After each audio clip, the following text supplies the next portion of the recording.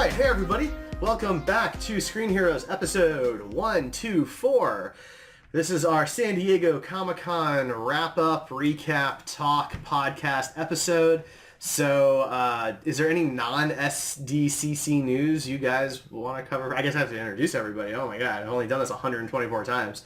I am Derek, one of your regular weekly hosts. I have my two other lovely hosts with me, Ryan. Hello. And Ray. What's up, dudes? And our returning guest, Ian. It's been a while. Hi, everyone. Ian is co-host on our web series, Costume Couture, with Ray. Hi. Hi. Are you going to put shout-outs? I was going to. Cool, good to Going to. Well, you dove like head first in there, so... I did. I'm sorry. There's no diving allowed. I just feel a little off kilter tonight. Why? So I don't know. It's a fair question. Would you like Ryan to hug you? No, not right now. We're a little far from each other. It's Are okay. you semi-dry like the champagne? I am not. So here's the question. Is it semi-dry? Is it semi-wet also? I don't know. Ooh. It's a glass half empty situation. Half dry, half Which wet. one is the pessimism? Is the pessimism half dry? So is there any SDCC, other like non-SDCC news we feel like covering? Demi Lovato went to the hospital for a heroin overdose today. So not really movie or TV news, but kind of Sad serious. news. She was doing so well. Yeah. But people, they have their ups and downs, and we wish her the best of luck and recovery. Speak for yourself. Dude. Oh, That was harsh, of course, man. I think that I hope she does well. I don't really listen I don't to know if I music or believe you anything, now. but, right? well, You know. you know. Oh, is there anything else that happened? I mean, I'm sure there was. Some I can't really stuff, think but of anything. Who knows? So, all right. Well, we'll just jump in then. So, Yeah. we are covering really just as much ground as we can. No, we're not going to get to everything. So, if we don't touch on your particular fandom, I apologize. But let us know what excited you most by checking us out at Heroes Podcasts on Twitter, Facebook, Instagram, Twitch, or Patreon. And actually, I'm going to take that as an opportunity to announce a change coming to our Patreon that I'm kind of excited about. So we don't talk about our Patreon as much as we used to, but we are deciding to spice things up a bit. So starting on August 1st, Live nudes from Derek. no. I was going to say from Ian, but... No. Too spicy. Too spicy. That's for the $20 tier. It's a spicy It's not meatball. happening. So anyway, starting August 1st, 2018, if you're in the $10 tier or above, you will get exclusive access to our Patron Lounge channel on Slack. Yeah. And It's buzzing. It's hopping. Come on in there. Join us and... it's going to be a good time. You can talk with all of our hosts across all of our shows will be in the lounge. Any time of day. Any time of day, you can talk to us, hop in there, say whatever's on your mind, talk about recent events and episodes and all that kind of good stuff. Just kind of a social spot for you to chat with us outside of this normal showtime. Yeah. So more news on that is available at patreon.com/heroespodcasts, and we'll be rolling that out here in the next week or so. Yes. All right, so do you guys want to take this alphabetically, autobiographically? chronologically... What happened on each day? Let's start with Titans. Because I feel like Titans... That was the first one to release for It sure, was. so It we're going was chronologically. Thursday morning. First thing. So Yeah. maybe we should start with DC and just talk about Titans. I say because DC has the most in there. It so does. Let's do DC. Let's do DC. Okay. Oh, before I go too far into this, if you're listening to this and you're confused, that's because we're cross-posting this episode on Redshirts Runabouts, our Star Trek podcast, because we will be talking about the Star Trek news that came out of San Diego Comic-Con as well. All right, DC, let's do it. Okay, so Titans, the trailer dropped on Thursday morning. Mm-hmm. First thing, I woke up, it was already there. How'd you guys feel about it? It's dark. Boy, is it dark. Like, I wasn't expecting it to be a TVMA program. I thought it was going to be like TV 14. Didn't know it was going to be all that. At this point, if you're going to be dedicated to a streaming service, I expect you to shoot for that mature TV rating because you're not on cable. Yeah. Just might as well, right? Even Star Trek's done it at this point. I mean, it was a fine teaser. It felt, fine. I don't feel like it showed enough for me to really have much of an opinion. There's, of course, It seemed very clearly that all the footage was taken from the first or second episode. That sure. There's not much more into it. It just felt really, I don't know, shallow in the sense of like there's not that much. It reminded me of like a really like well done like fan film trailer of someone's. I don't know about that. I actually thought that it felt like a fan film too Really? for a lot of it. Yeah. I mean, obviously the effects are beyond what a fan film would do, but I was expecting more of like a CW level show. I guess the fact that it was on a streaming service didn't really mean to me that it was going to be a mature show, but it seems like they're going for like Daredevil or Punisher Netflix, Yeah. but Yes. man, they gotta get new writers though, because some of that dialogue was pretty cringy. Like sometimes I like the darkness. It's like, okay, Raven, we get it. You I was know? expecting her to be a little older. She looks more like 14, 15. I was expecting her to be kind of like 18, 19. Yeah. I wasn't... Well, they want them to be teens to start out with. Right. You know, Yeah. the Titans. I mean, the ages of them didn't bother me. They're just I don't know. I have conflicted feelings about it because the big line that everyone's talking about is the "fuck Batman" line, and I think it's fine because what live action Robins have we seen? It's Chris O'Donnell. and Chris that's it. O'Donnell and Burt Ward. Yeah, and that's it. The last one we saw was Chris O'Donnell. And Joseph Gordon-Levitt. Joseph Gordon-Levitt. But I mean, not Anyway. one that you would take like none of those are Yeah. to be taken seriously, and they clearly want this Robin to be somebody that can be on his own and taken seriously, and not a joke. Because Robin's been, it was like Aquaman from Super Friends, where he's the joke. Everybody makes fun of Robin. Everybody makes fun of Aquaman. So they're clearly going completely the opposite direction, just like they did with Aquaman, Right. to make him cool. And I think it's going to work for a lot of people. Whether the show is good or not, the costume is really cool. Yeah. I do really like Robin's costume. Yeah. I do too. I don't like. I don't want to sound like the cliched fanboy. I don't like the way Starfire looked in this trailer. don't Hopefully like it she looks either. different. I've heard that she was like coming from a disco party or something in the actual show. Like, Okay, she that was makes more at a disco sense. party. That's why she's wearing the specific outfit that she's wearing. I don't like that. For some reason, her skin turns purple, which I never remember Starfire's skin turning purple. I actually at think all. that's just light reflection. Lighting, yeah. off Okay. of I don't the think it- And powers. two, has she ever just like thrown just fire? Because I knew No, her to throw star bolts. Her powers are usually green, and in Yeah. this they were Just like full on fire. like pyro. So I'm like, where are her star bolts? I miss those. But the actress is really pretty. I like her purple dress and everything. It makes sense now that she's coming from a disco party because she does look of that era. I mean, here's the thing. Everyone knows that I'm a pretty big defender of DC when we were talking on this show. But when you know you're going to be launching a trailer for your premiere cornerstone show for your brand new streaming service. Yeah, the first trailer for anything on the streaming service, really. And you're basically, this is, CBS launched CBS All Access with Star Trek Discovery and paid $8 million an episode to produce that show. That was a $90 million season, okay? DC needs to put some type of that equivalent level of effort in. Right. And if you want people to buy into stuff, like we're pretty happy with how Robin looked overall, maybe you should show us other stuff that isn't necessarily from the first episode as quick glimpses. If Starfire's never going to look like that again, maybe that's not the one look you show us. Yeah. Maybe they're saving up to like do a big reveal. I can see that too, but And we've It seen is- Hawk and Dove. Like, yeah. they've shown the Yes. costumes. Right. And those look cool, too. They do. I mean, the bird thing is a little weird, It's but... very bothersome that they didn't do full costume posters for Right. Raven, Starfire, and Beast Boy. And I think we'd all have much more faith in where they're going if we saw the end result of that instead of all three of them. So far, just in civilian clothes. Right.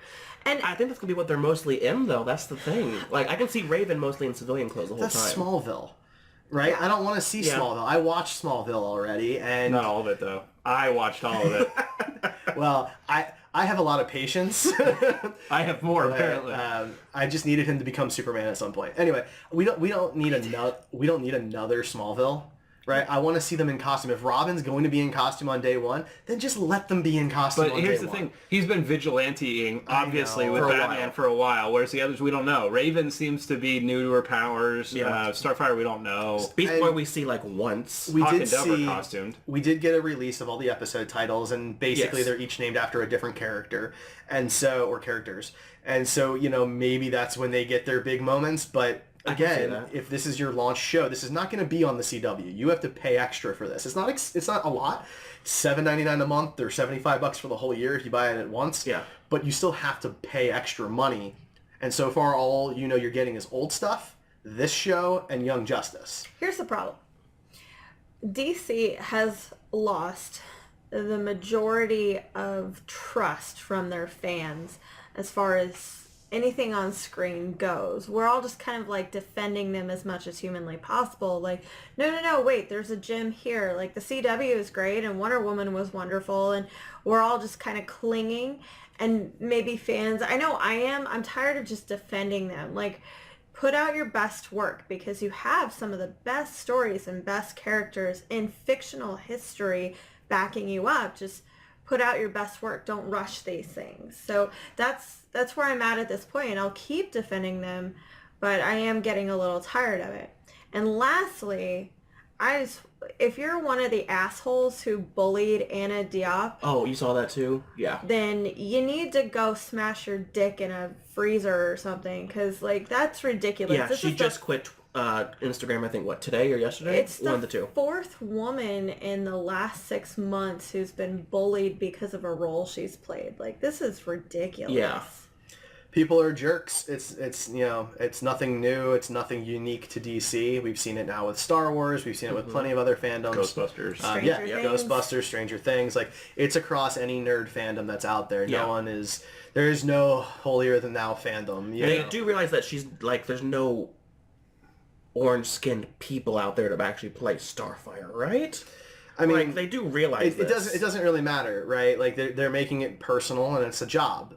Actors have jobs. This is their job. And It keeps fans from giving legitimate criticism too, because like I feel like I have to say a disclaimer every time I say anything about Starfire or Ghostbusters or these other things that have been ridiculed, because I don't want to be in the same group as those people. Right. But I'm gonna sound like I am just because I have a problem with something. Yeah, I about feel the like character. I can't say anymore that I dislike Starfire's outfit in that one picture, because it's been used so much against Anna at this point that it just seems petty. So I won't say it. I mean, it's done. Yeah. It's just not fair to her anymore. She deserves to live her life and get paid for a job. And I swear to God, if somebody came up to me tomorrow and was like, hey, do you want to play Starfire? I'd be like, fuck yes, I do. Yeah. And she probably did too, guys. So. Yeah. so that's Titans. Like, I think we all hope it's good. Yeah. Absolutely. Being the launch of this DC Universe streaming service, there's a lot riding on it. We've got Young Justice joining it, which we'll talk about, I'm sure, and Swamp Thing is another one that's in the works. Let's just move and talk about Young Justice. Okay. Yeah. So Young Justice Season 3, Young Justice Outsiders is what they're calling it. There was a long trailer that was basically a recap of... 2.5 minutes of it or so was recap, which I actually welcome, because it's been so long since I've watched season 2 that It's been like had 3-4 forgotten years. almost everything. Yeah, no, it was definitely nice, because I haven't watched it in a long time either. They basically showed everybody, for the most part, that we are going to be seeing in the first parts of the season, which it's weird. So to Ray's point earlier about DC needing to kind of get it together, I feel like they're bipolar, because like this trailer showed off everybody in their costumes with their powers and things The like that. animation department is clearly being for run sure. by different people, and they just lay all their cards out on the table. The animation department also listed out every 2019 animated movie that's going to hit, and They're getting I'm 4 new excited ones. about all of them. Yes. I cannot wait for those. So it's just weird, because they're both going to be cornerstones of this streaming service, and they're going to be the main draw for people. I mean, look, we all love Batman the Animated Series, but I don't think any of us are going to pay $8 a month just to watch it. No. Right? So we want to pay that because we want to see the new content. We want to see these two shows. But yeah, I mean, it looked interesting. It was really just a bunch of action sequences and shots. It didn't give us a whole ton of information. Yeah, I will say that I think that DC Universe, is that what this is called? Yeah. I think they missed the mark with where they should have gone to really draw the fans in, because Titans was cool, but the footage they gave us, like you said, they did not pick the right footage to show. I think you have James Wan directing Aquaman. You have James Wan producing Swamp Thing. He's a known horror director. You don't even have to do much of anything. Give us 30 seconds right? And show the silhouette of Swamp Thing at the very end of whatever footage you're showing, and let us hear the voice. And I think that would have drawn more hype than either of those two. Do you guys remember trailers. SDCC in 2011? No. Okay. It's been a little while, but They showed a 30-second appearance of just the word Avengers, and people lost their damn mind. Like, that movie came out in 2012. 2011, they just show that and nothing else. Like, you could have done that with Swamp Thing. You could have come up with some really cool graphics. when they Nintendo announced did it BVS, last year. They had Zack Snyder read a part of the Dark Knight Rises, or Dark Knight Returns. Yeah. It was the part where Batman is... You're my hand on your throat, and the time a mortal man beat you, or whatever. He just read that. There was no footage, there was no anything, and then they had a logo, I think, come up on the screen, and that was literally it. The first Dark Knight teaser was the Batman emblem on fire, and you had Michael Caine's overtones, and then like a line or two from the Joker, right? Yeah. We don't need the big special effects. I don't want to have to worry about the arguments of the Jurassic Park door not being completed yet, right? Like, forget it, right? We just want to know that something's coming. Yeah. And not everybody reads the news as deeply as we do. So yeah, something, just a logo with some cool plant effects or something would have been neat, right? Because most people our age or older are going to remember the Swamp Thing TV show. Well, I mean, I see. My whole thing was that everybody's seen Young Justice, right? Everybody's seen Titans or some incarnation of Titans, right? Whether it's Teen Titans Go or Teen Titans. A lot of the people that the Swamp Thing TV show was not in their age range, I've right? Never seen I've never seen it. Really? It was like 70s. I didn't even know he had a TV show. It was pretty cheesy, but I feel like this is a fresh character, and it's from a director that's well known in the genre that Swamp Thing would fall into. So is James Wan directing it, or he's just Producing it? it. Okay. I'm sure he will probably direct an episode. Right. But that's, I think that would have given us more. Have a James Wan, have him sign off on this teaser, 30-second teaser or something. Right. Yeah. And that would have given us, I think, more hype. Same Because thing everybody for wants to hear the voice. Like, that's the big thing for Swamp Thing, right? Besides his look, I it's imagine the they voice. probably haven't cast them yet. The 2019 release animation, they probably have. They're recording probably now. Then that was a mistake. They should have cast somebody. It's a at least TV have show, though. teaser. It's not a movie, so they could Who's start... that guy who played Candyman? Because he should do the voice. Candyman. But for example, if they're looking for a fall 2019 release, they don't have to start filming until May. Depending on the animation. Well, it's live action. I thought Swamp Thing was animation. No, that's the Harley show you're thinking of. Yeah. Oh, is it live Swamp action? Thing's live action. Oh, okay, because I thought both Harley and Swamp Thing were both animated. No, Swamp Thing's live action. Because And Harley, so they just released a logo and that was it. I imagine there'll be some CGI, of course, with his abilities. I doubt they're going to do 100% practical effects, as cool as that might look. Well, he doesn't generally look like a human. That's not a thing. So yeah, he's basically going to be Swamp Thing. Yeah. If it's true to the story, to the comic books. Then I actually hope they do it kind of Arrow style, where he's already Swamp Thing, but we get to see flashbacks of when he was a normal That's human. not how they're doing it according to the On the island? synopsis. That's too bad. No, Swamp Thing was on the same island. God. And- It's actually an Abby Arcane show is what it is, and Swamp Thing is a secondary That's too character. bad. That's the way they're doing it. I'm okay with it, because, I mean, it needs to have a human character Oh, I agree with front that. and center, and it can't be Swamp Thing. It's got to be Abby. Or, I mean, she's the closest person to Swamp Thing. It is kind of weird that they're calling it Swamp Thing, and she's the main character, but I think that calling it Arcane or something and having her do things other than Swamp Thing would be cool, too, but... Yeah, but people wouldn't recognize it. It's true. Swamp Thing still has name recognition. Yeah. So... And has devoted fans. I just think that would have been a much smarter move for DC to promote their service. I mean, they easily could have released some animatic logo stuff. Yeah. I was trying to say earlier, even Nintendo showed off a logo for Metroid 4 last year at E3, and it's maybe a 2019 game, right? So you could have some logos together, but that's that. We're talking about live action trailers now. So is there any?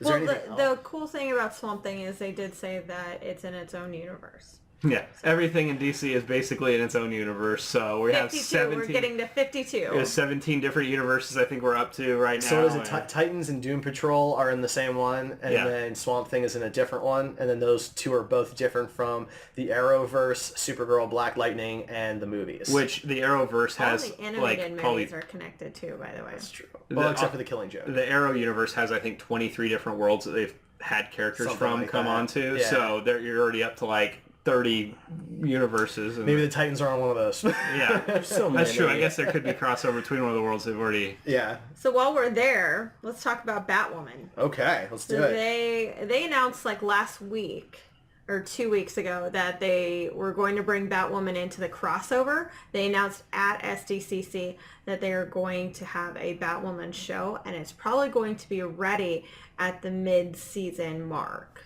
Really? I missed that. Yeah. Okay. So they're looking to launch it in like January? They're going to film, I think, this fall. Wow. Yeah. Okay. Yeah, I heard, so in the big crossover event, Legends is not involved this time. Which, if you've watched the recent season, it's fine. Like, It they're makes better sense. on their own. Yeah. They really are. I think it just gets overcrowded at some point. Yeah. You know? It was pretty overcrowded this last crossover, so. The big... The Nazi crossover, yeah. It was a weird one. It's, you know, it's a common problem when you do the big team-up stuff. Like, it works in comic books, but, you know, on a TV, it's going to be difficult to pull that off. Yeah, I mean, I'm excited to see her. People who may not know that she's really fairly disconnected from Batman.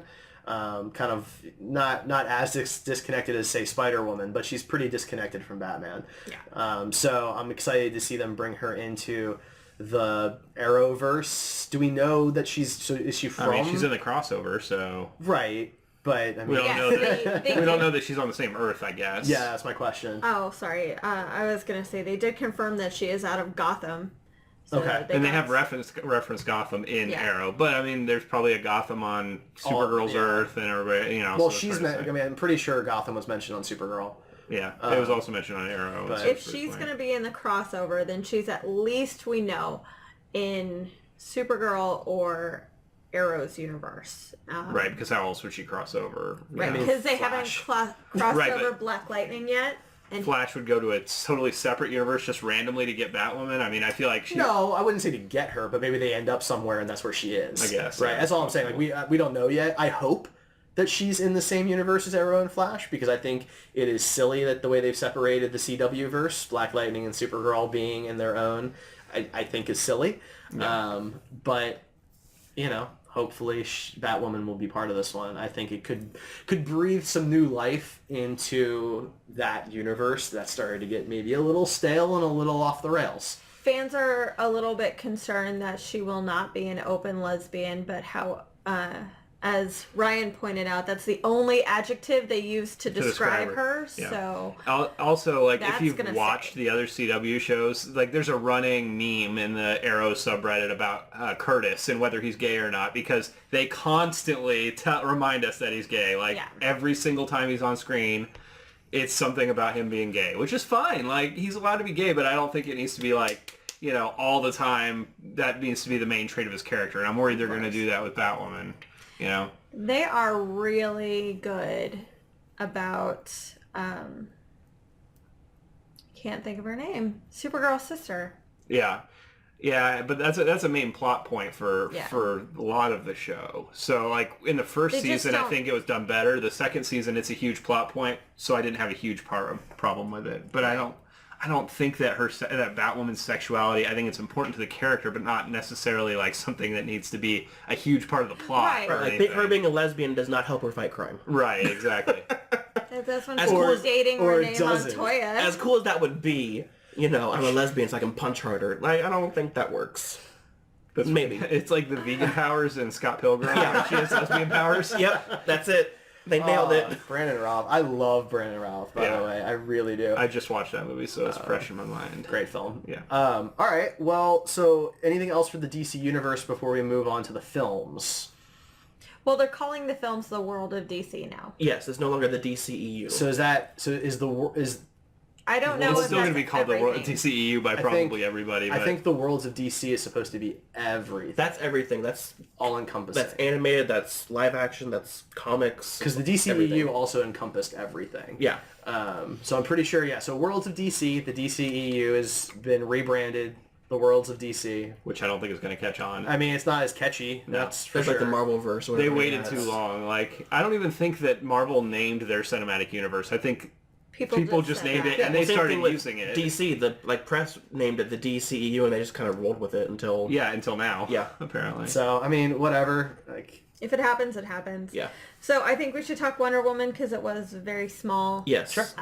Their panel just had Gal, Chris Pine, and Patty Jenkins. Mm-hmm. And they flat out asked Chris how he's coming back. He denied that say. he was even there right then. Yeah, he's like, I'm not here. Well, what's been fine. told is that Patty Jenkins said this is not a sequel to Wonder Woman.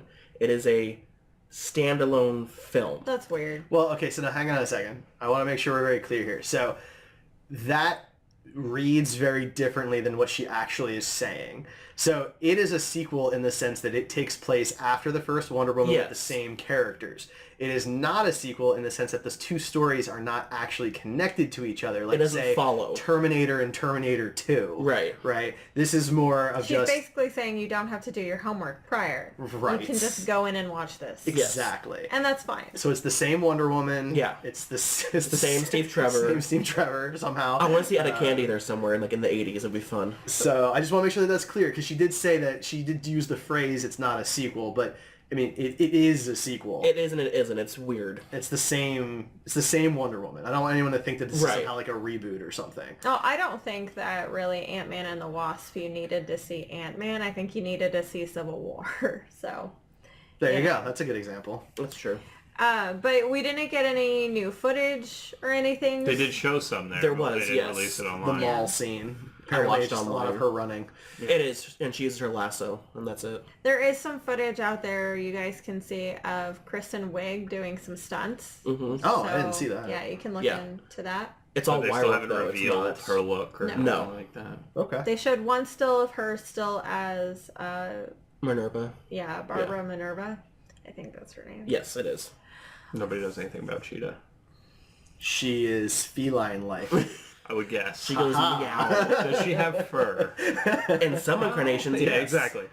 Is she anything like Chitara? So I think the thing I'm most More excited cat-like. about Wonder Woman is that it takes place in the 80s, and they Yes. showed footage at a shopping mall. So Like, in the I 80s. just want to see. She apparently has high heels now in her costume, by the way. I want to see her with a fanny pack and big 80s hair. She does have a fanny pack in one of her civilian costumes. I don't want it. I want it in her Wonder Woman costume. I want her to pull her lasso out of it. And be like, here we go. Yep. That's what I want. Like, if that doesn't happen, Patty Jenkins, you have failed us. No. So I Oh my will God. say this: the logo for Wonder Woman 1984 and the Is that the official name, by the way? Yeah. it is. It's, That's so yeah, weird. it's what they're going with right now. If It's it the does logo. not parallel George Orwell's 1984, I feel like they're missing Yeah. something. Well, 'cause the why fanny would pack, you I think, is call more it like important. that? especially with the TV shot that they Yeah. released Yeah. a while back.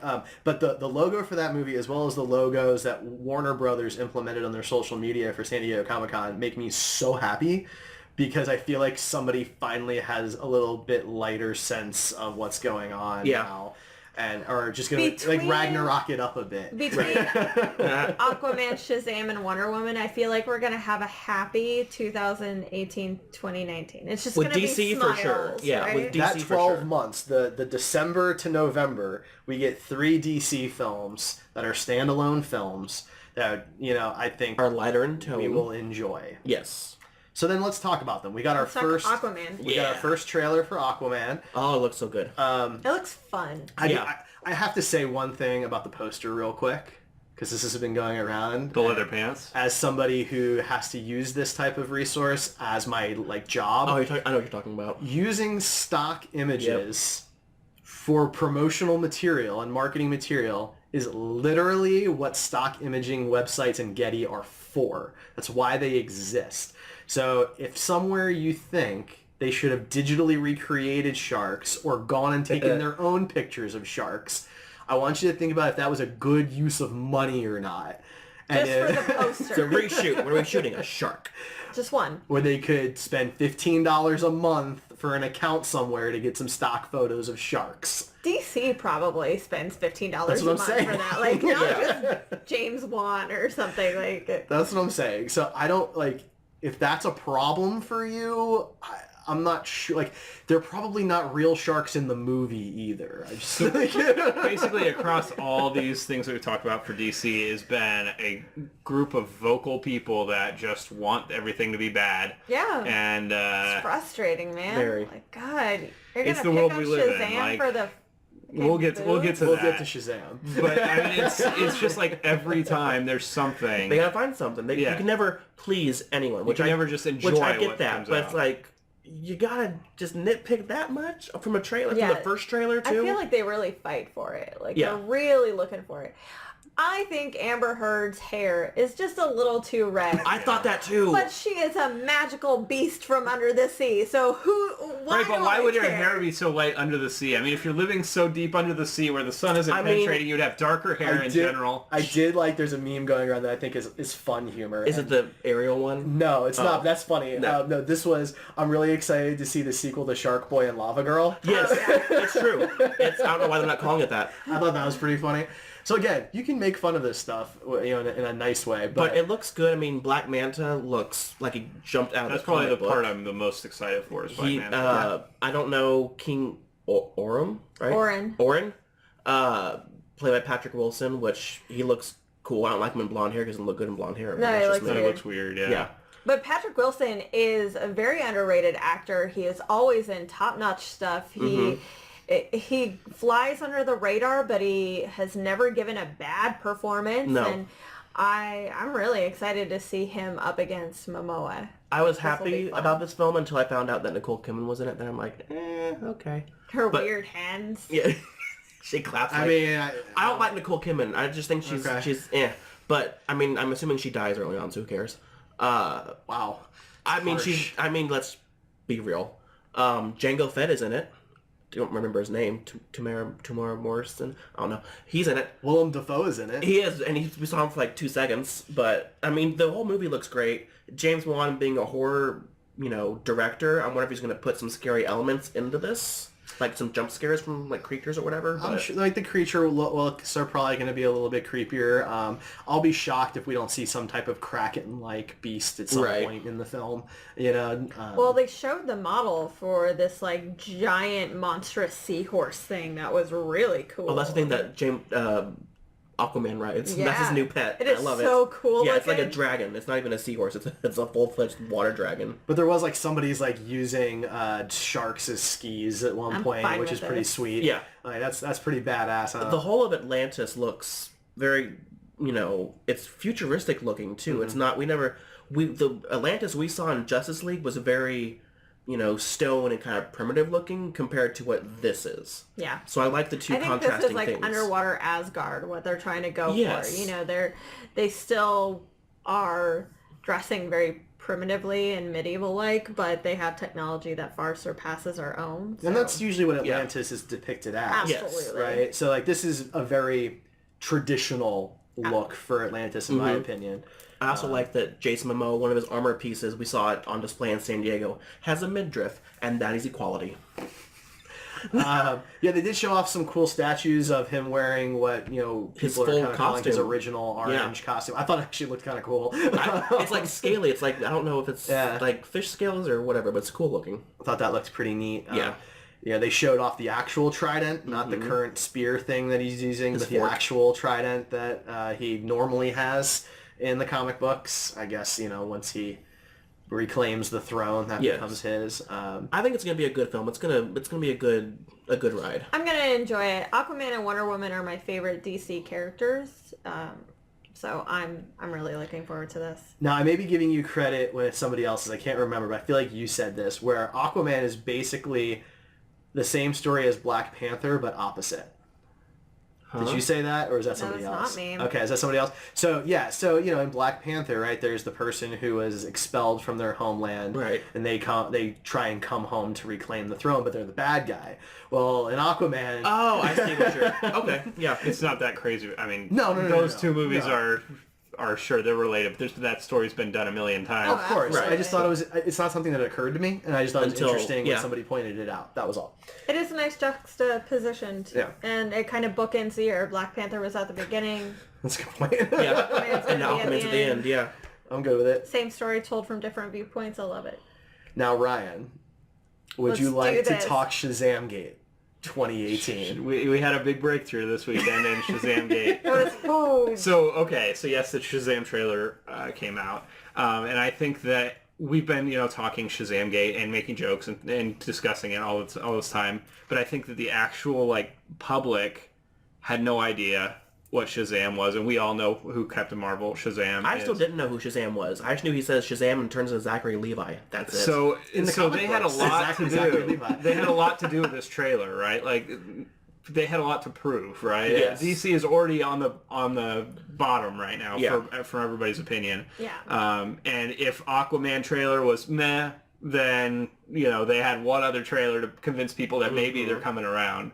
And I mean, it was fun. I think they nailed it. But so obviously I'm a little enjoyable. biased. I've never seen, I don't know anything about Shazam, but I feel like Zachary Levi portrays a good Shazam. I don't know. I would say that's probably perfect casting. I wouldn't have expected Zachary Levi to be in a superhero film, but I mean, he looks good in the costume. He was in Thor okay for like 30 seconds. Yeah, He was in all the Thor movies. except for No. the first one. He was not in the first. He was not in the Dallas first? was. Yeah. Oh, really? Prince Charming was it? Weird. So people who listen to the show know I'm a huge Zachary Levi fan. I love him. I love Chuck. I think he's great. So seeing him cast as a main hero was really exciting. And man, that trailer, teaser, whatever, was just so much fun. Yeah, it was very lighthearted. So for people who don't know, like if you didn't watch the trailer, if you watched the trailer, didn't watch the trailer, Billy Batson is a kid. He is a 12-year-old kid who 14. 14 is he in the 14? movie, yeah. I'm sorry. 14. And he doesn't become an adult. He just gets put in an adult's body. He's still that kid. He still has the personality and the emotional maturity of a child, kid. yeah. Right. And I mean, Zachary just plays it off so well. It's great. It's fun. I enjoyed every joke in it. Even though they said that the special effects for when he transforms is not finalized Yeah, yet. which I don't get I because thought it it looked looked fine. really great. Yeah, I mean, people want to see a lot of lightning, and I get it. Like in the comic books and in the animated, he like grabs people and says But the it word. always And, varies, and Right. the amount of how much hits him always varies. but I love that Yeah. that walking scene where you see the transformation is. That It's seamless. they had to have that in the first teaser. Yeah. Like it And had to then- be there, and I was waiting for it, but it did not disappoint. The actual part where he's getting off of the subway, so clever how to do that. He always just wanders into this weird cave and like, that's not going to work. How are they going to do that? But the subway turning into this magical That's place. smart, yeah. It was great. And those symbols, people are speculating that they are the 7 deadly sins because those become a big part of the mythos as well. So I'm all And the in. villain in this is not Black Adam, but No. Bald Man. Another bald man. Mark Strong, Yes, him. who is He's related. There is some relation between his character and Black Adam. Yes. I'm assuming in he'll the make comics, a so surprise cameo in the I end. doubt it, but I hope not. He's but Give us some In references. the credit but- scene, Well, maybe. I mean, he was cast a while ago. right Before after Shazam Momoa was. Yeah. Like, yeah. it's been a while since Dwayne has been cast, so it's very unlikely that he won't be referenced or appear. Well, there's going to or- be. I mean, even Some in just more. this teaser, it was Easter egg after Easter Tons egg. of So them. I'm Yes. sure there's going to be. At least 2 or 3. I mean, just references. Mark Strong's character existing Yeah. in the universe is a reference to Black Adam in itself. So Yeah. you They're know, going to call it Kondak, and yeah. Yeah. And he already has the eye. I mean, which is a relation to Black Adam. So. Yeah. But that was definitely my favorite part of all of DC's presentation this year. Aquaman was a close second. So I think they delivered on the things they were supposed to deliver on as far as the movies go. Yeah. I wish they would have had a stronger showing for the TV, but I think between Titans and Young Justice, they kind of balance each other out. And at this point, it's just a wait and see. So I do want to ask you guys as DC fans, who have been DC fans for a long time, if the Trinity in the DCEU is not the traditional comic book Trinity and it ends up being Wonder Woman, Aquaman, and Shazam, because those are the 3 movies that do well in the movie universe, are you okay with that? Yeah. Yeah, it's fine. Yeah. There'll always be Batman, but yeah. Look, the truth is that they tried starting with the original Trinity and it didn't go so well. So rather than, for lack of a better term, beat a dead horse, maybe try something else. And if people like Momoa and people like Levi, then fine. Use them. Like, all I want is good movies. I want more of them.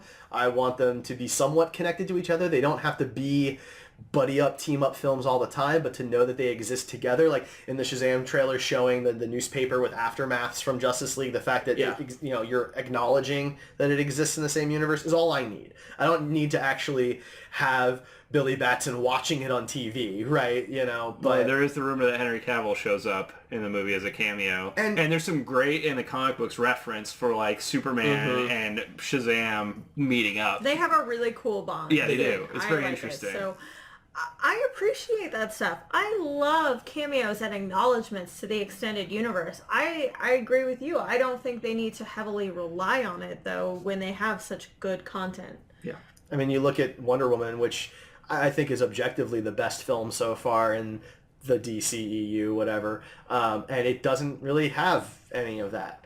You know, it stands on its own. That's what it does, and I think it's I important. mean, it does bookend with, you know, her talking to Bruce Wayne essentially and talking, you know, via letter. I and mean, everything else. yeah, So- but you don't see him. You're not. There's no Batman. There's no Superman, right? The point is that the film, as the story stands on its own, she stands on her own. I want Aquaman and Shazam to have the same opportunity. Yeah. You know, rather than trying to shoehorn it in altogether, because that's what BVS was. BVS was a way to shoehorn Batman in without him having his own story, because we've seen it a bunch of times, right? But we haven't seen Aquaman. We haven't seen Shazam. Well, Shazam is going to have all those cameos basically via, like, Freddy is a huge fan of superheroes. Yeah, like, clearly. he collects merchandise from Batman, he wears shirts, you know, all these things. So it's the perfect way to reference the rest of the universe, and it just happens to work great with that character. Yeah. So I think that's going to be... It's going to be in your face, but it's not going to be in a distracting in your face kind of way. It's going to be a part of the story. So. Okay, so we should move on. Okay. We spent 40 minutes on DC. Oh, yeah. So we're going to take a short break here, and then when we come back, we're going to be talking about other SDCC 2018 news. Dun dun dun. Hey guys, it's Derek of Gamer Heroes, the Heroes Podcast Network's dedicated video game podcast series. Join us every other week as John and I talk video game news, what we're playing now, and other major topics in the video game industry. We cover everything from esports to indie games. We also interview developers and publishers, so join us every other Wednesday for new episodes. We'll see you there. All right, and we are back. So we are talking San Diego Comic-Con 2018. We've wrapped up DC. What would you like to talk about next? I want to get some stuff out of the way. First of all, we don't really have to spend a lot of time on Buffy. This was a one-off remark that Joss Whedon made during the Dr. Horrible panel of all things. He said he would like to reboot it or try it again with a black actress. This is, like, it's not in production. It's not casting. There's no script. This is just something that Whedon wants. It's an idea. He has also said that he wants to direct a ballet and do a sequel to Dr. Horrible, and we've seen how that goes. So let's not really focus too much on that. We can just move on. Yeah. Okay. Next, do we want to talk... I don't know, there's like 5 things on here that we should talk about. There's a lot of stuff. So Good Omens released a behind-the-scenes trailer. Check that out. It's going to be on Amazon Prime. If you're a fan of Neil Gaiman, he is like hands-on every single episode, so he's going to make sure that his work and Terry Pratchett's work goes really well. But you can see some of the cast: David Tennant, John Hamm, and Michael Sharon, and it looks good. So that's done. all right, let's talk Disenchanted for a moment. It's here. called Disenchantment. I'm sorry. Disenchantment. That's the new Matt Groening one? Whatever. It is. Groening. So they released the full trailer for it. They had a teaser before SDCC. Basically, yes, the creators of The Simpsons and Futurama, and he had said that, you know, Simpsons is present day, Futurama is the future, so for the Why not third go back in show, time? we'll go back to the past. I get it, that makes sense. So did you guys all watch the trailer Yes. for that? Any thoughts? I didn't laugh feelings. at all. Like, That's a strong opinion. I just didn't laugh. Like, it didn't seem as funny to me. I don't know why. Maybe it's because Yeah, I was sick. I didn't really get much from it. Yeah. I don't know. I feel like I'm not the biggest Simpsons fan. I enjoy The Simpsons. When I catch it on TV or whatever, I'll watch an episode. Same with Futurama. I like the episodes of Futurama I've watched. I have not sat down and watched the whole series. I just think that style of art, it looks the same to me, and as Futurama, it looked like Futurama in the past, which is fine. But I don't know. It doesn't really appeal to me that much. some of the humor was kind of funny. I probably will like watch it if I happen to see an episode on TV or something, but I don't think I'm going to seek it out and really look. It's on for it. Netflix, isn't it? Yeah. Yeah. Okay, well then yeah, I mean, maybe if I'm really Nope. bored one day, I'll give it a try and If see you're how it sick goes, up in but- bed, you're just like, I gotta watch something. Yeah. Right? I'm actually really excited for this. I think I am the target audience for this. Foul-mouthed female who should have ran from her first wedding. And has powers. And has powers. I do. I'm a witch. I'm really excited for both new Netflix TV shows. This and The Dragon Prince both seem like they're right up my alley. So fantasy, humor, well-written stories. I'm all on board. I'll watch it. That's my opinion. Fair enough. For people who don't know, Futurama is probably one of my favorite shows of all time. If you took Star Trek out of the equation, I love Futurama. I rewatch that show It's regularly. Star Trek, Scrubs, and Futurama, guys. Yeah. Futurama may beat out Scrubs, though. I know. Oh. It depends on the day. And to Ryan's point about the art, I mean, it basically looks like the TV movie Bender's Game when they do the D&D parody. I mean, it's the exact same kind of animation, right? So I want this to be great. It's got a lot of the same voice actors from Futurama. Some of the same writers are involved. I want this to be really good. I felt like the trailer just didn't really hit home to me, but again, it's a trailer, right? So maybe it doesn't, have the right pacing that the show will have. So we'll, I'm sure, binge that pretty quickly when it comes Probably. out. Yeah. So I'm looking forward to it because it's from the makers of like my favorite show ever. So Yeah. All right, cool. So Fantastic Beasts released their second theatrical trailer, along with a surprise cameo on stage with Johnny Depp in full character as Grindelwald. So that happened. yeah. It looks cool. I love Harry Potter. I love that universe. I grew up on it, so I can't wait for this. I wish Johnny Depp wasn't involved for many reasons. I thought Colin Farrell did a great job, and if they just wanted to ugly him up for the role, that would have been fine for me. It did seem like a strange, for those who haven't seen Fantastic Beasts, I apologize for the spoiler or anything, but it seemed like a weird switch for no real reason. Well, he was in disguise. I mean, I know. sure, I but know. It's just, you can do it's odd. prosthetics and you could change his eye color and his hair and stuff like that. I don't know. I think I can't wait for it. I still like some of Johnny Depp's work, so I like him in more of the fantasy stuff. I know he does fantasy and stuff like that really well. So I can't wait for it. I'm actually most excited for Jude Law. I think he looks like Sexy a perfect, Dumbledore. right? Well, I mean, he's always been sexy to me. Yes, true. But now he's sexy Dumbledore. And we get to go back to Hogwarts too, which is very nostalgic for me. So I like that. So I love Harry Potter. Okay, I've read those books 3-4 times each. But it bothers me a little bit that they've had to shift the focus, away from Dumbledore. Like, he can't move on Grindelwald, right? Because, like, God forbid we see that battle on screen, And It's because he still has feelings for him. whatever. It's They had a But they're not relationship. gonna talk about it. No, which kind of sucks. that's the thing, right? So if they're going to ignore the relationship, then show me the battle. Give me something that was alluded to in the books. Don't just pass it off to your new star. Not that I have any problem with him, right? It's just that, like, that's not why I love Harry Potter. Right.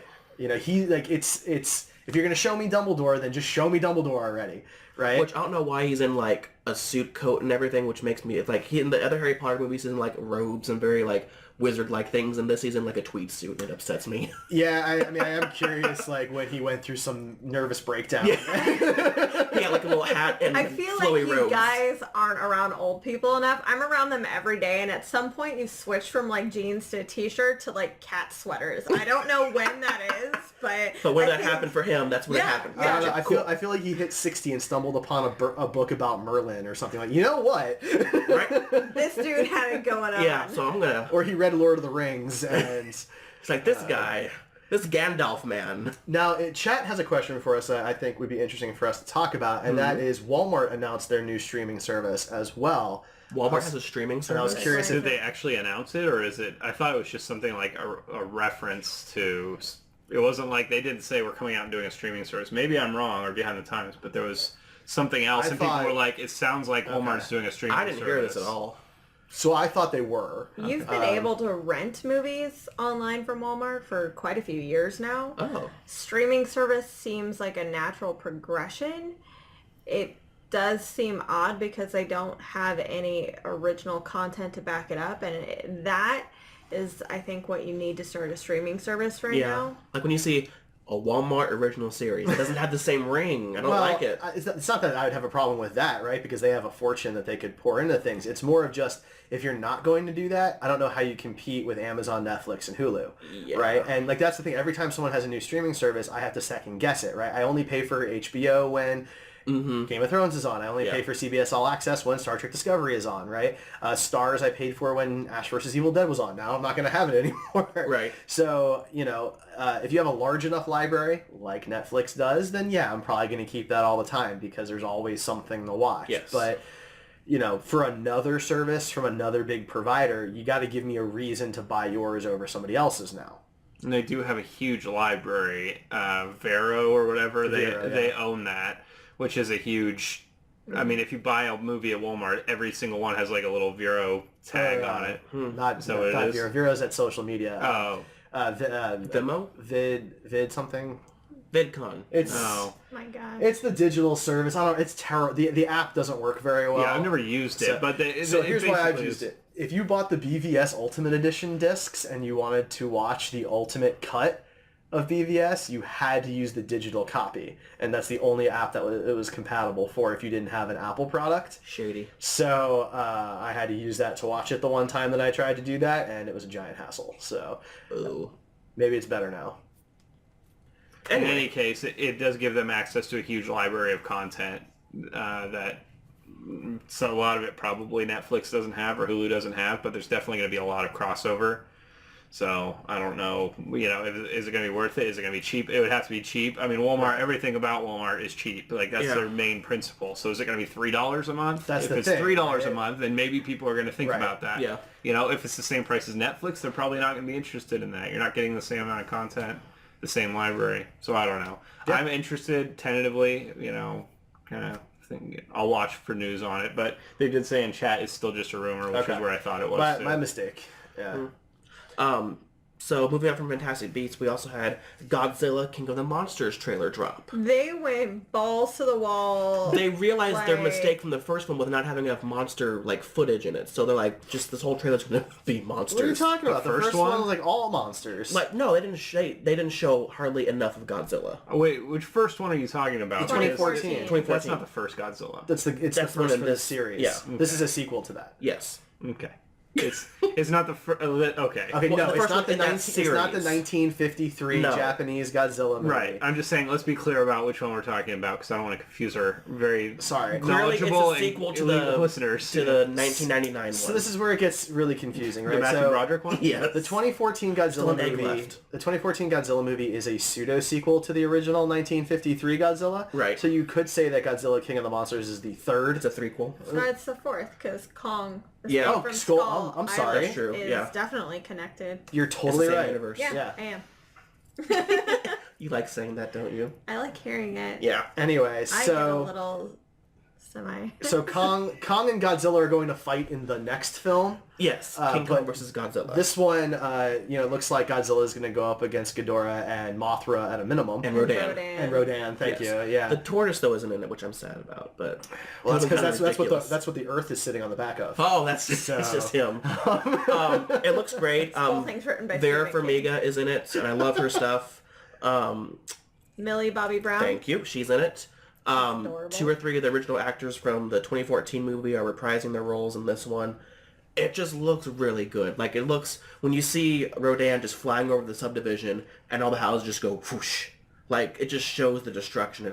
I love monster movies like this. Yeah, this is a big one, right? This is, size-wise, is on par with something like Pacific Rim as far as, the destruction that they have to cause. Because these are super-sized kaiju, and there are no You see Washington in mechs. flames in the scene. It's fantastic. I feel like Superman should show up and level a city too, just to show Look what I can do! how damaging he is too. I just want to say that I want to see Godzilla, fighting Ghidorah or whatever, and, not doing so well, and then all of a sudden, a giant metal fist comes in and there's Gypsy Danger to help Godzilla. I want to see Oh, they're going to say Mecha Godzilla. So, well, that's fine. That's fine, too. But they usually fight each other. We built our own thing. We're going to help out. Shiva. So that came out.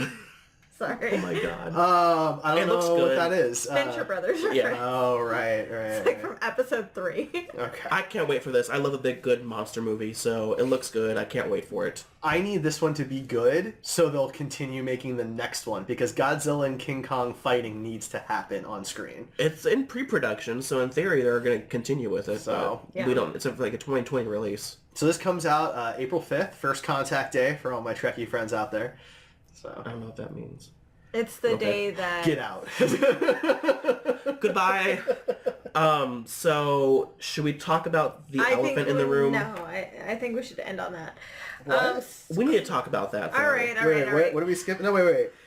We have plenty more to talk about. We're going over our normal time this week. I know. Okay, cool. So while not directly happening at SDCC, this happened on the Friday of, and Disney announced that they have fired James Gunn. Wow. Okay. So who else wants to talk? Okay. This weekend, some conservative Nazi asshole targeted many comedians, directors, artists. James Gunn, Michael Ian Black, Patton Oswalt, and Dan Harmon were specifically targeted because they are outspoken liberals. If you do not remember, a decade ago, the Blue comedy was pretty hurtful, and they were all a part of it. They all made pedophilia and rape references that were supposed to be jokes, and they weren't. They weren't funny. They offended a lot of people. Now, normally, I would say, you said these things, you made your bed, you lie in it. However, every single one of these comedians has apologized in that time, including James Gunn. Yep. In 2012. He publicly apologized just 6 months after the last time he had tweeted something horrible. So really soon after. He was hired by Disney in 2013. So either they did not vet or they didn't care. And now, because it may cost them a paycheck, they care, which is Bullshit. very hypocritical. And I appreciate all the people that have thrown their hats into the ring to support James. And on Friday, I was totally like, sorry, dude, he said some bad things. Thank you for your apology, but I'm done with you. And then on Saturday, when I was reinformed that he had already apologized, I quickly... That's kind of how I I changed my mind. It's not fair. You apologize. We're supposed to be able to make mistakes and redeem ourselves. Well, and here's the thing. 2 things on that. One, there's a change.org, one of those petition things. Right now it has over 265,000 signatures to rehire him. Will that happen? Who knows? Probably not. But that's still a good chunk of people who, believe in this man and want this to happen. 2, another point, you say, a decade ago this happened and then they apologize publicly. Look at Robert Downey Jr. His behavior, he got arrested, multiple times for drugs, whatever, but, he turned his life around, he apologized for it, and now he's one of the biggest movie stars that Disney has hired. Well, that's a very different situation, because we're not talking about somebody who's self-destructive, right? We're talking about somebody who was saying things that are... But it was still in the public eye. It's not the same thing, though. You drinking yourself into a stupor and doing drugs and hurting yourself is bad, right? We don't want people to do that, but it is certainly not the same thing as trying to make fun of, insult, hurt, or take advantage of other groups of people and minorities in terrible situations, right? That's the argument here, is that that he was making jokes that are offensive jokes. And as somebody who is Jewish, there are jokes like that are not good, that do make me angry. The real issue here is that it was 6 or more years ago. Oh, yeah. And he did apologize and Disney hired him after. Now, whether or not it is okay that he made those jokes is not necessarily up for us to decide. The point is here about whether or not Disney really should have fired him over them. And that's where the hypocrisy thing comes in. I didn't pull the because trigger too quickly. They did. They didn't really do any homework. They didn't really think about it. They just immediately fired him because some people on social media were upset. And now they're not going to be able to back down, right? So if this was public and he had already apologized for it and they hired him after the fact, then at that point you're admitting that you're cool with that situation and you just need to stick with that. Right? It's happened recently to the creators of Rick and Morty, for example, and Comedy Central is standing behind them. Cartoon Network. Cartoon Network, I'm sorry. Cartoon Network. And, each situation needs to be taken on its own in a different way. I know a lot of people are comparing this to the Roseanne situation, except that Roseanne was saying horrible racist things now in 2018. Some were jokes, some were not jokes. And that's a different situation. She never apologized for saying things she felt were wrong to say. She apologized for getting her crew and cast fired, right? But that's not apologizing for what she did right or wrong, right?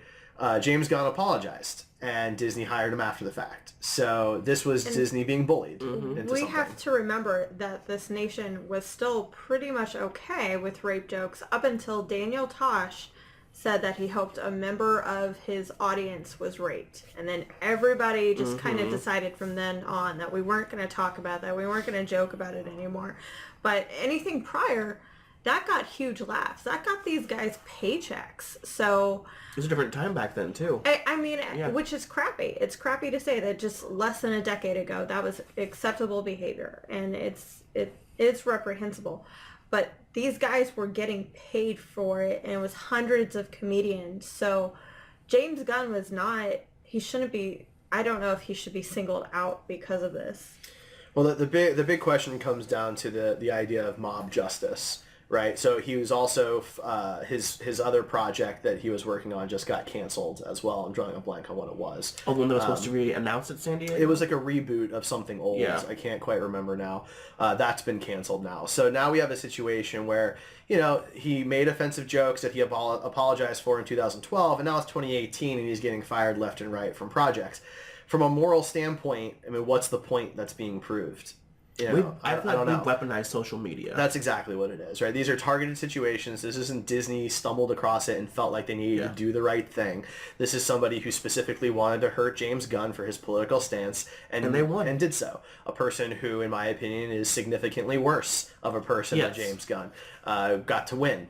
2018 and 2017 has kind of been the year of the bad guys winning.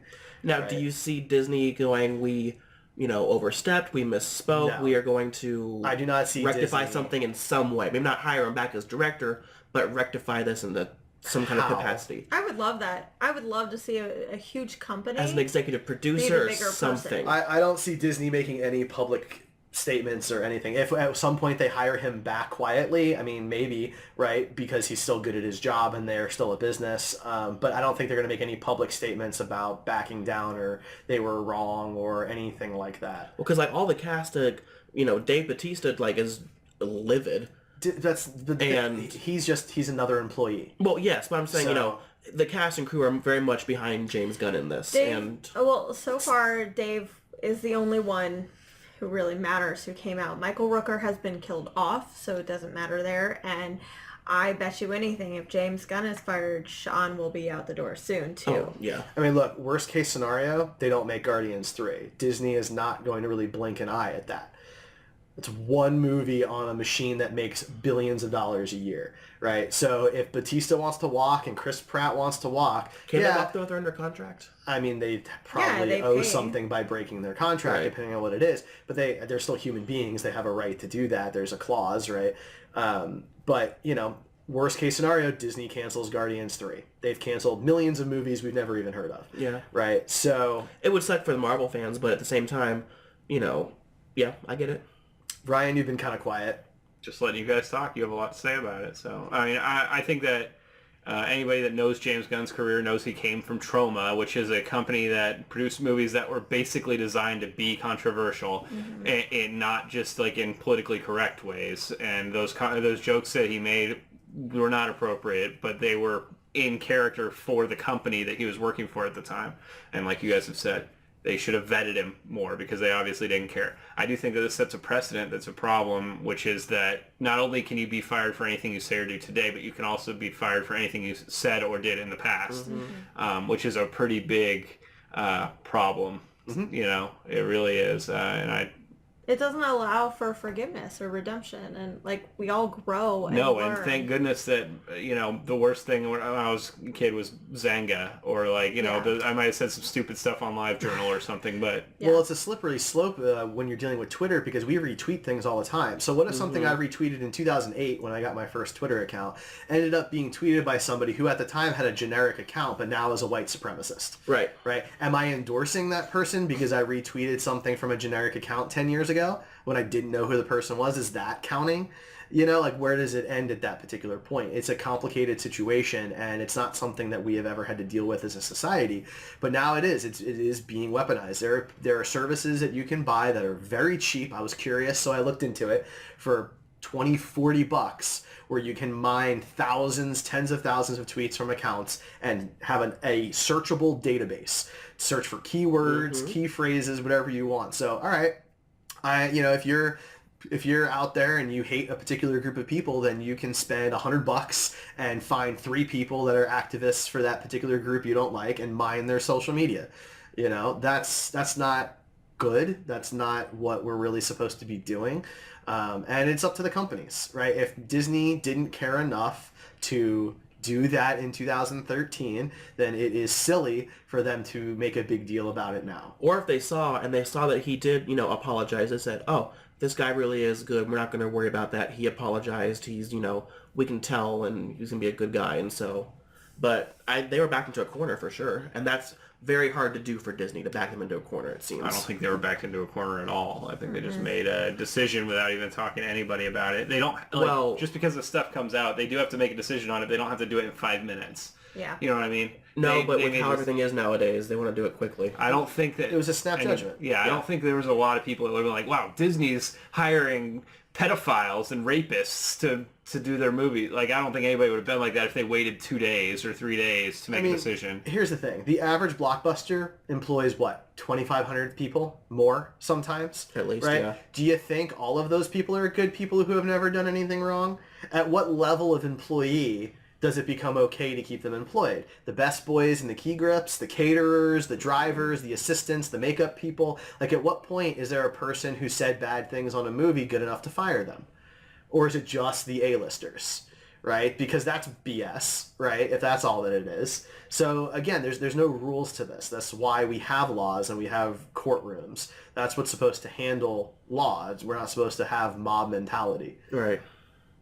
I just wish the best for him. I hope that, he does land on his feet after this and something, good comes of this. I know it sounds weird to say that, but something, positive comes from this. Be careful what you post online, people. Yeah. Not a new saying, but still relevant. All right, Star Wars. Yeah, yay! Clone Wars is being revived. I'm so happy. I cried during that trailer. Oh, it was so good. So, for those who don't know, in A long time ago. Yeah, a long time ago, on a network far, far away, it's, this was right during the Disney buying of Lucasfilm, and Clone Wars was on Cartoon Network. And after season 5, we're like, okay, cool, what's going to happen? 3 or 4 months later, boom, Clone Wars has been canceled. So we got a mini season 6 called The Lost Episodes on Netflix, which were episodes that were in the pipeline, ready to be released for season 6 that never did. So they released those, and they released episodes that they couldn't release for season 5, called it good. We didn't hear anything from that, and then they went and made Rebels for 4 seasons. They had recurring characters from Clone Wars come on that show, so we got our little fix from that. Some closed, doors with certain characters, but the fans still wanted more. So finally, in the Clone Wars 10th anniversary panel, they said, we're coming back, we're doing 12 more episodes to finish out, give it a proper finale, and the crowd went nuts.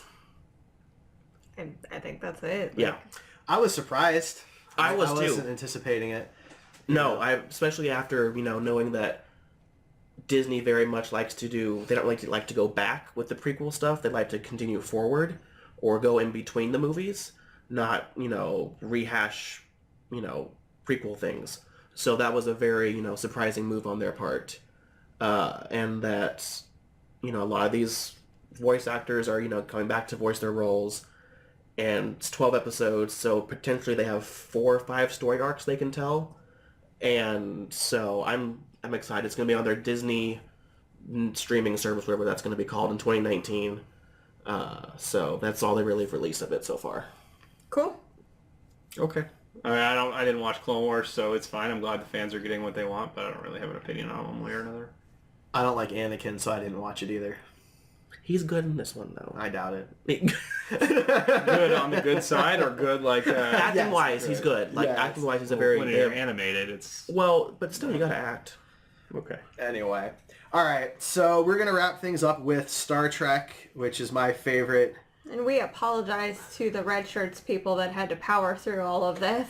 Yeah, all 3 people that made it to the end of the show here. So Star Trek, CBS announced a bunch of stuff. We got nothing from Paramount, so nothing new about Star Trek 14 or anything like that. But we did get a lot of stuff from CBS. So first, they announced a new miniseries called Star Trek Short Treks, which will be 4 one-off 10 to 15 minute episodes starting in December that will dive deeper into the expanded Star Trek universe. We will get an episode that focuses on Saru, one on Tilly. Mudd will be back. Rainn Wilson is actually directing that episode, which is kind of neat. So we don't know the full scale of what those will cover, but it is the first time Star Trek has done anything like that.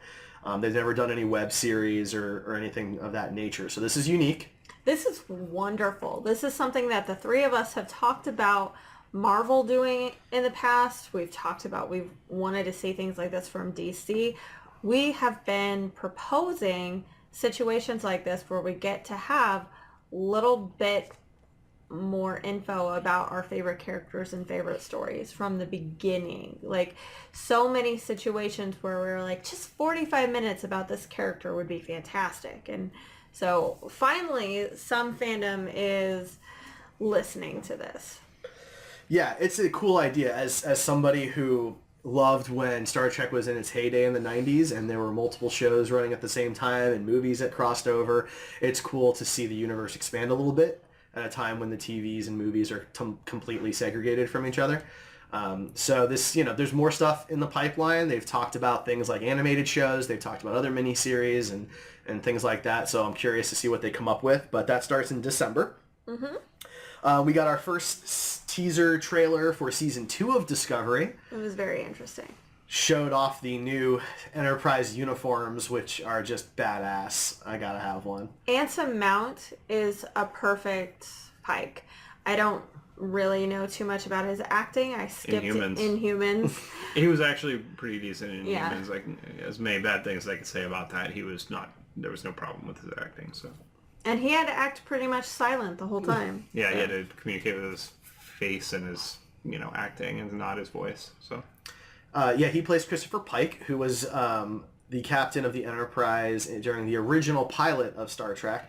You actually would have seen him as Bruce Greenwood in the Kelvin timeline J.J. Abrams movies.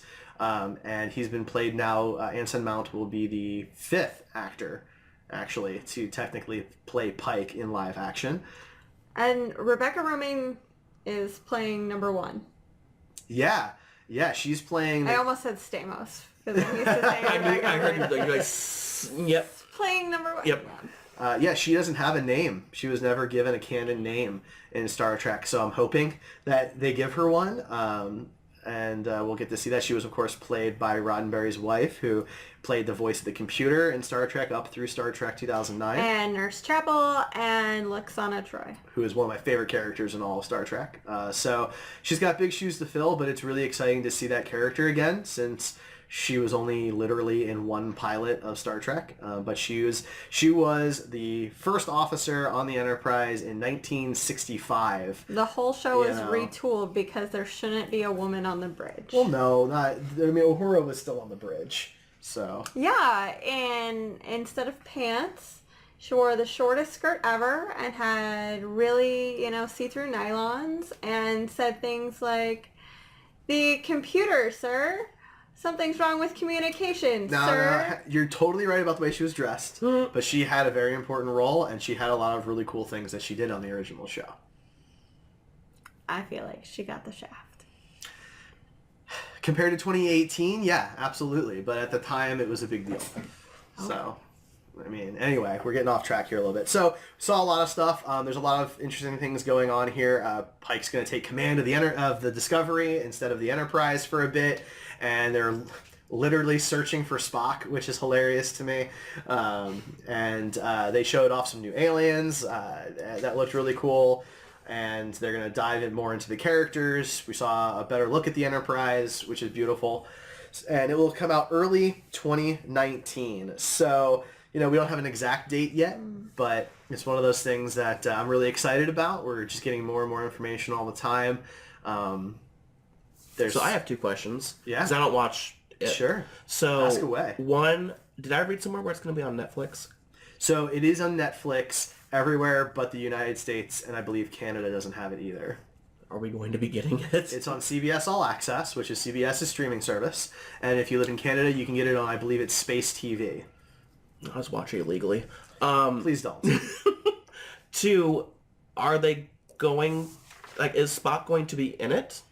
So, yes. What are you doing? It is officially confirmed that Spock will show up at some point in Season 2. Okay. We do not know who's playing him yet. Of course, a lot of people would like it to be Zachary Quinto because, he's played him in the Kelvin movies and, is relatively the appropriate age. But, yes, we will see Spock. And then, did I also read where Patrick Stewart wants to do a cameo, or is it... How'd that happen? We already talked about this last week, I think, didn't we? Maybe the week before. Yeah. So long story short, he was interviewed and asked if he watches Discovery, and he said, no, I haven't seen it, but I might have a reason to watch it in the future. And that has been taken to mean that he wants to return to Star Trek. Okay. Instead of that he has his Sunday nights free and would like to watch it. Right. I'm coming off of a project, so I'll have some downtime. Right. May have been what he meant.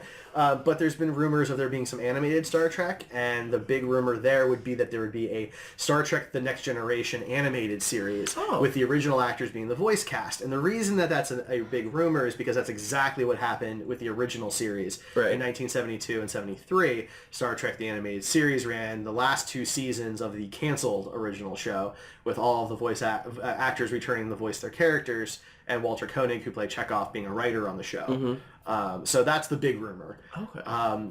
Nothing is set in stone. I'm not denying that Patrick Stewart wouldn't want to do it. He loves the character. He loves what Star Trek stands for, and things like that. So, If they could get Avery Brooks, they should do a captain show.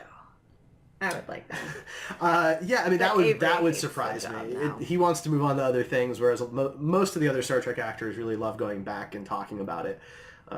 Which is why most of them still do conventions, without it being a special anniversary. So, Yeah. So we had an interesting question in chat. Everyone knows that my big fandom is Star Trek, and I host Redshirts and Runabouts, the Star Trek show on the network here at Heroes Podcast Network. But chat was wondering what you guys have as your fandoms, your shows. What their favorite fandoms were, yeah. I lifted up a sign that pointed to all of us. Oh, that's what you were doing. Yes. Okay. I thought you meant like that's just who we are, like what world we live in, which makes sense. If I know my friends correctly, Ryan's favorite fandom is Ghostbusters, Ian's is Star Wars, mine is Disney, and Derek's is Star Trek. Yeah. We're well-rounded fans, so we love a lot of things, and there are second and thirds, but I'm pretty sure I got this correct. I agree. With mine at least. Ryan? I love Ghostbusters, but I would definitely not limit myself to that at all. No, I mean, no, I would say not Star Wars limiting. is very, very close, if not right there too. Yeah. I literally had every T-shirt I owned in junior high was some sort of Star Wars Well, we shirt. didn't go to junior high together. I know. I mean, Explains a lot. It was bad, dude. It's Real bad.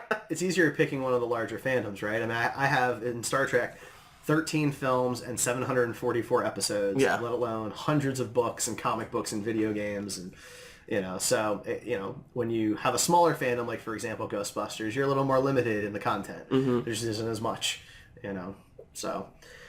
But so anyway, so lots of cool Star Trek news. We're getting a lot more of it. The cast is just great. They had a giant panel and everybody was on it. And yes, they will be continuing the story of L'Rell and Voq in parallel to what's happening with the Discovery crew. They, will bump into each other I a hope little he bit. merges his name. He's no longer Voq. He's no longer Tyler. He's like Vyler or something like that. Like, I just... Well, his name is Ash Tyler and Voq, so you can go with Vosh, which is the name of a character on The Next Generation that Picard hooks up with. Hot. Can But Picard hook It's a up with woman. this guy? It's a woman, though, but... I'd watch that porn.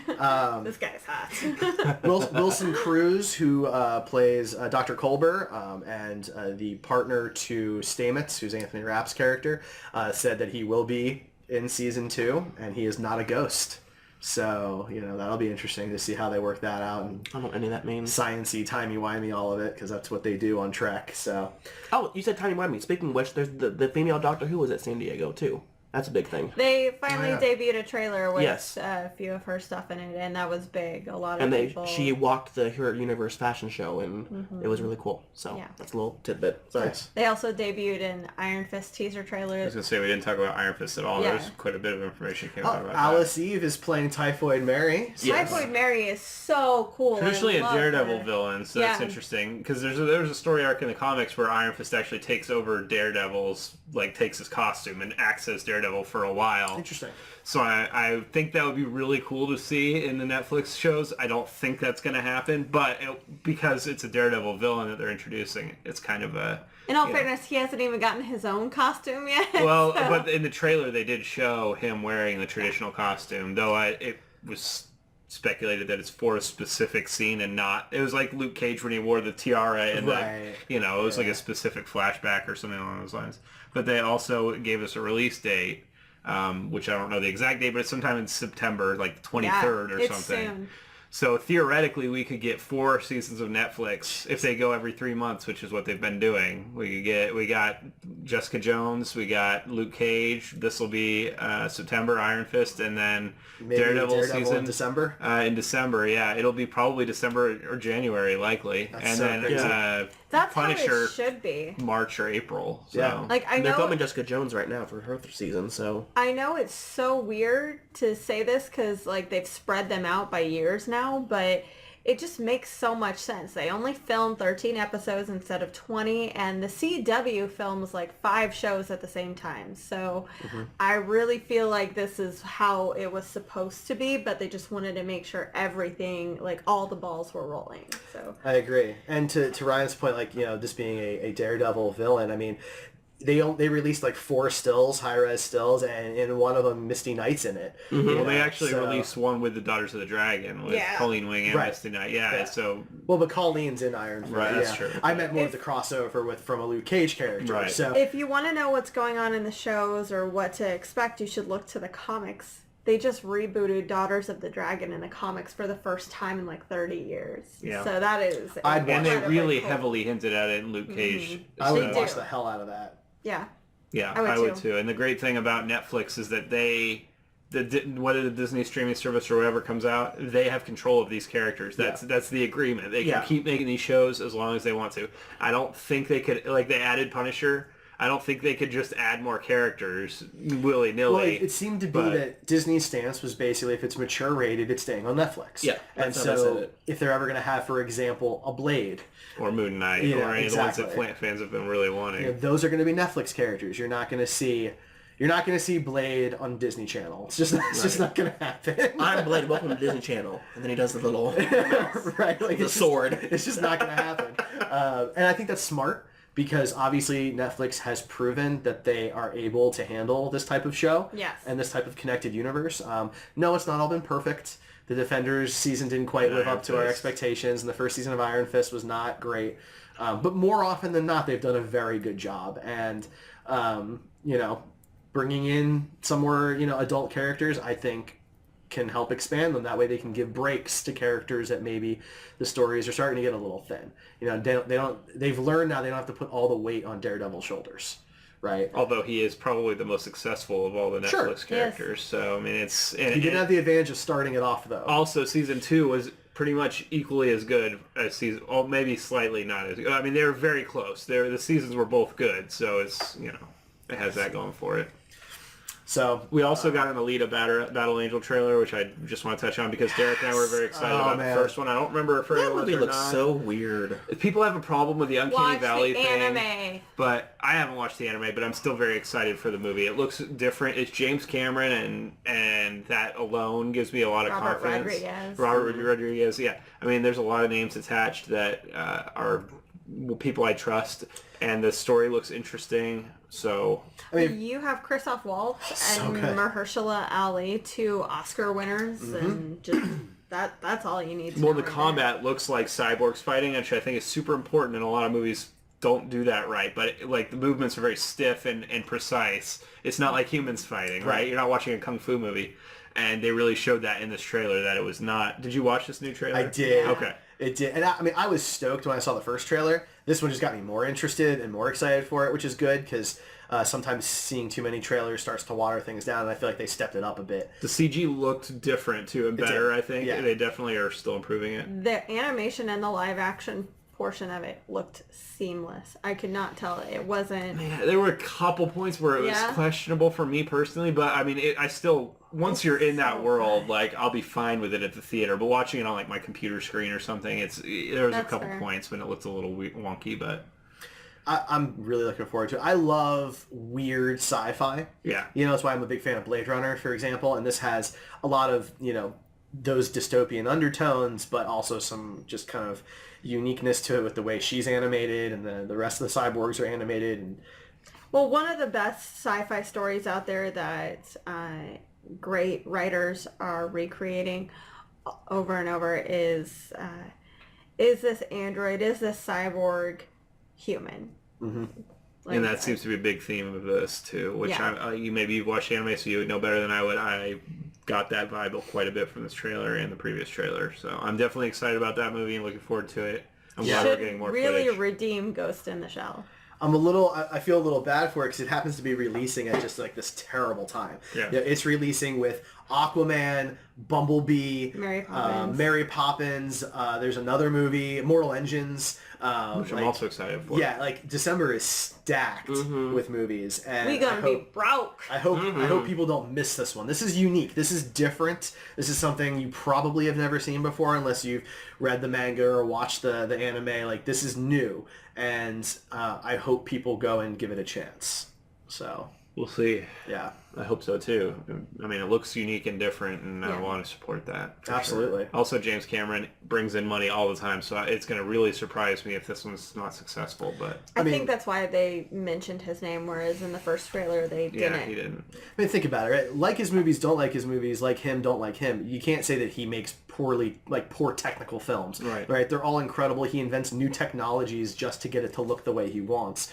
And you know, this type of animation style with live action hasn't really been done before. You know, CGI is usually done to look as real as possible or to look just completely fake. And this is not like that. This is different. And I'm really excited to see the final product when the special effects are truly done on the big screen. Yeah. Agreed. I think that's a good place to stop. SDCC was packed. There's still like a ton of stuff out there. Stan versus Evil debuted their third season trailer. And Supergirl had another trailer. Arrow had theirs, and tons of stuff. Go just spend like 3 hours on YouTube. You'll get caught up. Just like watching stuff. Yeah. But yeah, that's going to be it for us. We are Screen Heroes on the Heroes Podcast Network. Don't forget you can join us live Tuesday nights at 9 p.m. Eastern, 8 Central at twitch.tv/Heroes Podcasts or at Heroes Podcasts on all of our social media outlets. Ryan, where can people find you? Buster Props, get your Shazam stuff from me. That's please. right. I need money. Yeah. I'm broke. Just kidding, I'm not really broke. But please buy it from me anyway. Fair enough. Ian, where can people find you? I need money too, so find me on Grindr. No. Grindr's free now. So. Well. Or is it? But Ian's not free. I'm not. No, you can find me at House of Turner Cosplay. You can find me with this lovely lady hosting Costume Couture. That's where you can find me. I am Siren Ray. I am a cosplayer. I'm currently revving up for my Kickstarter, which starts in 6 days. I'm very excited. It is for my pinup calendar. It looks so good, guys. Thank you so much. Donate $5. Get a calendar. do that. Thank you. And I am... That's my TED Talk. And I am the Star Trek Dude on Twitter. You can find me on Redshirts and Runabouts, our Star Trek podcast on Fridays, or Gamer Heroes, our video game podcast on Wednesdays, which comes back next week. Thank you so much for tuning in. Thanks to everybody who has chatted with us tonight. Midnight Pearl especially has been very involved. Thank you. Thank you to our Patreon contributors, our top 3, J Blood, Doc Rev, and Track Boy. Thank you guys very much. We truly appreciate it and love you guys. We will be back. Are we back next week? Do we have We're back next week. Do you know what we're talking about? No, give me Is it Cloak and Dagger? seconds. It's Cloak and Dagger. Yeah, it's Cloak and Dagger. We're reviewing season 1 of Cloak and Dagger. So go watch that. Like we will. Finish that. Binge. All right, we'll catch you guys next week. Bye, everybody. Bye.